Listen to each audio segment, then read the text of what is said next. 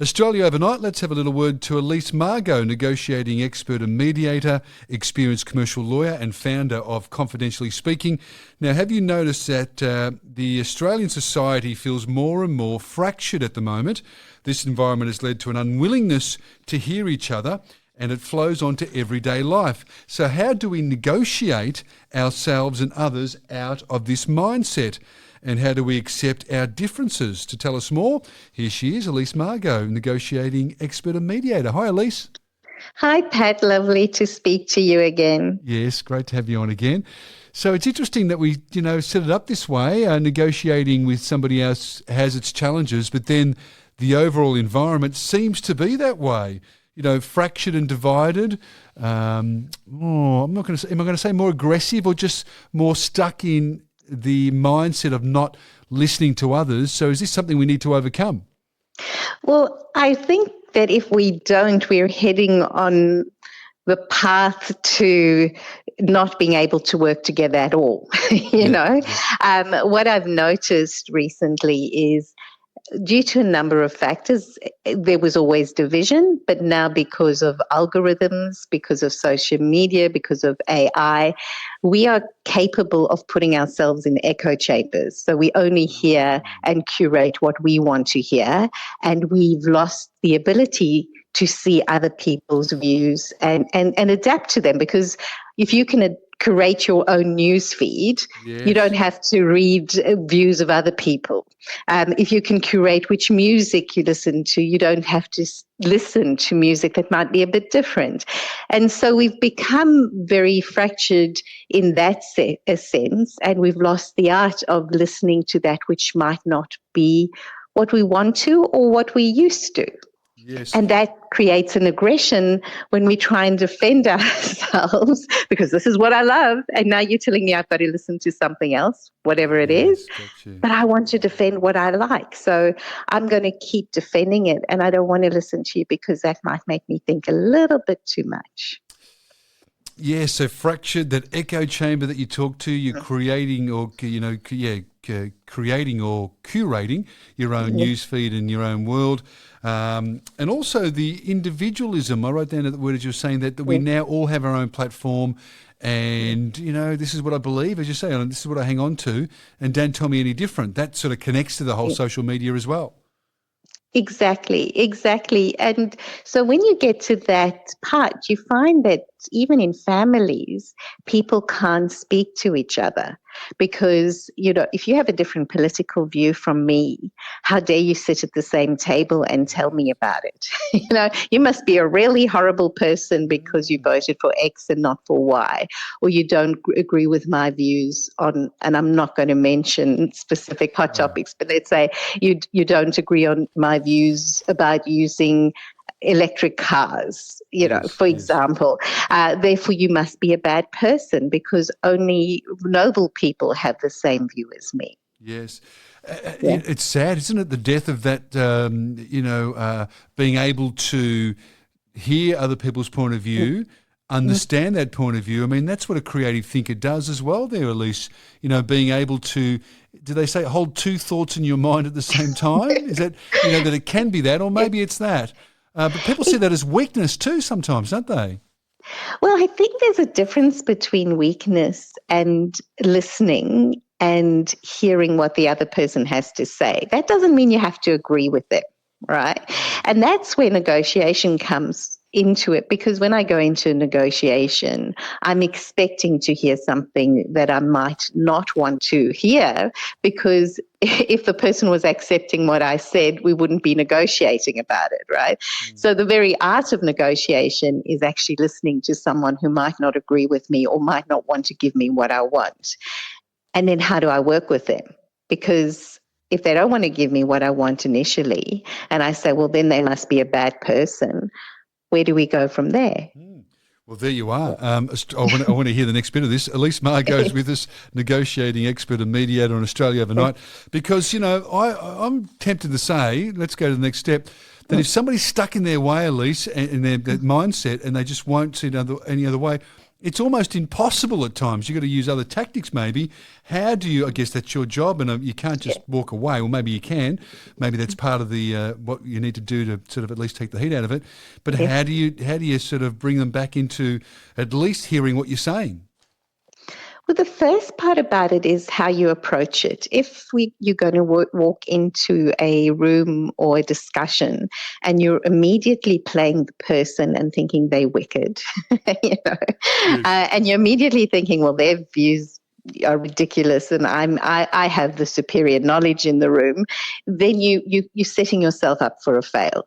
But if you hold tight and have thought carefully about what your views are, and you know that they're coming from a good and well thought through place, which isn't always easy, you can also think, well, maybe the other person believes the same. So let's start empathizing that that person also believes strongly in whatever it is, and they've come to that solution for whatever reason. And so for me, the job is to either say to that person, because we have to speak to each other and we might have to address this, the first part of it is, why do you think like that? How did you come to this?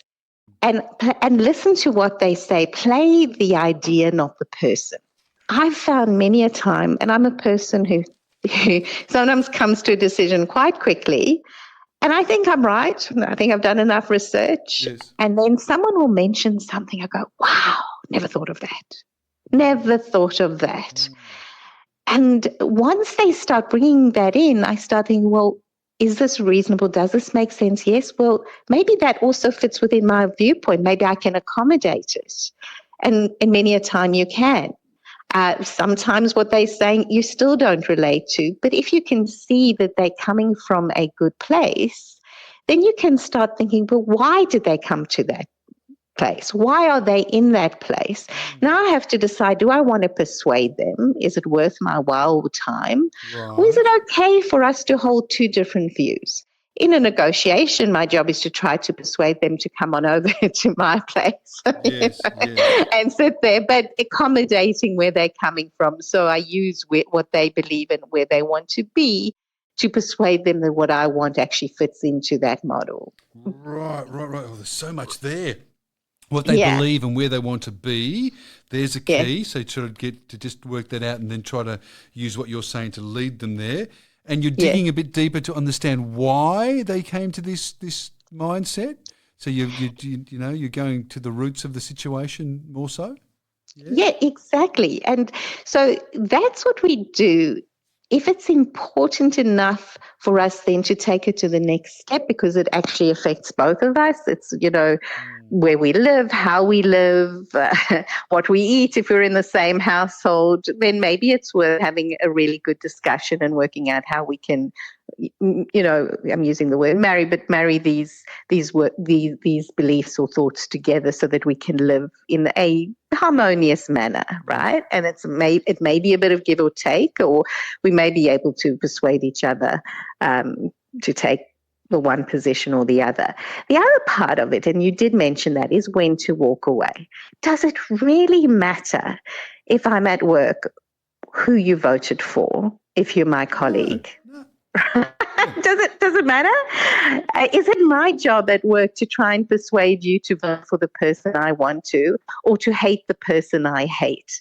It doesn't make sense in that context. And why would I to have a fight with you about that? I don't know, but there's so many people who are willing to do that. Is it ego? Yeah. They say, it's about somebody so attached to their identity. If somebody challenges their world, they just freak out.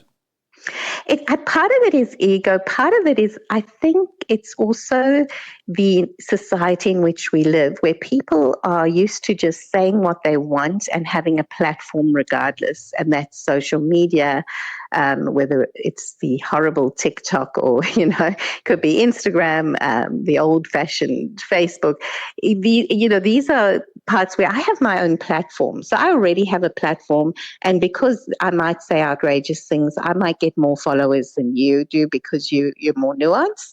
Right. But I'm used to having my view and saying my view, and the more outrageous I am, the more likes I might get. And so it builds on this belief that I therefore I have a right to a platform wherever I am. Whereas, I might be that old, but when I was growing up, the biggest platform we had was speaking to our parents and friends and I sometimes at see. school, right? Yes, right. Yeah. Yep. And the energy, I'm thinking about having an argument at work as well. There's a part of Yeah. that thinking, well, yeah, you have to pick your battles too. We only have so much energy. You don't go be fighting with everybody. What do they say? Is it keep your powder dry, or your bullets just reserve them for when you need them type thing? Exactly. I mean, when you're going to work, you're trying to achieve something together. You're trying to, whether it's work within a business to achieve certain sales aims or reach or assisting people, whatever it is, you're just working together for a specific purpose. And that is the purpose where all ammunition should be kept in order to make sure you do the best that you can for that task or for that workplace. Yes.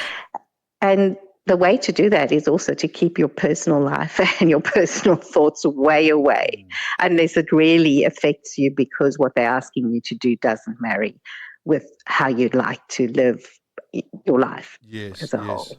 So that's really a golden rule, isn't it? Removing the emotion. I've written down here, objective. I like to think of that. What are we trying to achieve? People are distracted. It's not, whatever you think. I know.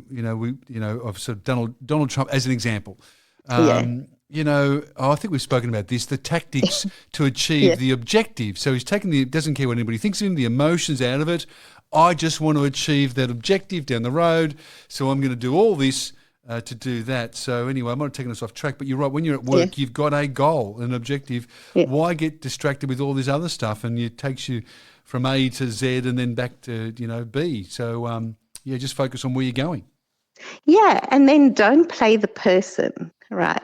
Trump does play the person. Yeah, right. He does play the person. Yeah. But also, I always think, if I like someone and I enjoy their company, I'm more positive towards them. I might listen to them a lot more than I will if there's someone who I just don't really like or they don't appeal to me. Whatever they say, I'm coming in a little bit negatively biased. But if I say, I might not particularly want to spend a lot of time with that person because they voted a certain way or they did something in a certain way. Yes. But forget them as a person and look at what they're saying, because that's the important part of it all, because sometimes the nicest people can suggest the most awful things, and sometimes the most horrible people can come up with wonderful solutions. Right. So So you're tying up your whole perception of them and their personality, and you're colouring what's coming out of their mouths with that. But if you just push that aside and say, oh, well, yeah, they might be you're right, what you think is a horrible person, but this idea might be a winner. And there's the objective again. Take the idea and everybody's happy. Exactly. I like that. Elise Margow, negotiation expert, if you've just joined us on Australia Overnight. What was I thinking there? I reckon we've nailed a few things. I was thinking about some politicians who can use your advice because they avoid the difficult conversations. You've got to take on the negotiating and difficult conversations sometimes, Elise, and that's what it's all about, I guess. It is, and most people actually appreciate it when they do, but it's the way they do it. So at the moment, I really believe that politicians have got worse over time. And I do blame that again on the society, the environment of social media and algorithms and clicks. And they petrified, if I say the wrong sound bite, this is going to go viral and then I'm going to have to play it back, right? But if you come across as sensible and understanding and you say, look, and be honest with the public, I'm going to have a very difficult conversation with you now. And it's most probably in something you don't want to listen to because it might have very difficult ramifications for you. And so we need to have that conversation and put forward the idea and why. And I'm going to do it in a way that makes you feel that I have thought about you and I'm still trying to work towards accommodating as many people as possible. But the reason we have to take this path is because for the majority of Australians, this is the path that is most important and will make the biggest difference. If you start talking like that, people think, well, this is a person who's not scared. They have the best interests of the country at heart. They understand that I might have to take a bit of pain, and they're not just saying I'm a horrible person because I won't come along for the ride. You know? Yes, you're the best in the business. You know, I guess the alternative is I'm going to say something maybe, but you know, when you go to China, Mr. Albanese, and there's the pandas and the Great Wall of China and all the touristy stuff. Maybe being tough on him as well, but yeah, I mean, there's that as well. You know, taking the choice to just maybe avoid some of the difficult conversations. But maybe I'm being unfair there. But that's really good advice for our listeners and our politicians and all of us from day to day, Elise. So, you know, it's as I say. You know, it's the emotional intelligence as well that you're going to tap into, and there's a bit of that going on, which I'm sure you're using when you're negotiating as well there, Elise. It is. And, you know, I keep saying we talk business, we talk politics, but at the end of the day, it's all psychology. Yes, and the more you can empathize and understand and use psychological tactics, the further you'll go. 133693 for comments and to join the conversation. That's our number, 133693. Elise Margow is the founder of Confidentially Speaking, negotiating expert and mediator. Thanks for being on Australia Overnight. Thank you. Thanks, Pat. Really a pleasure.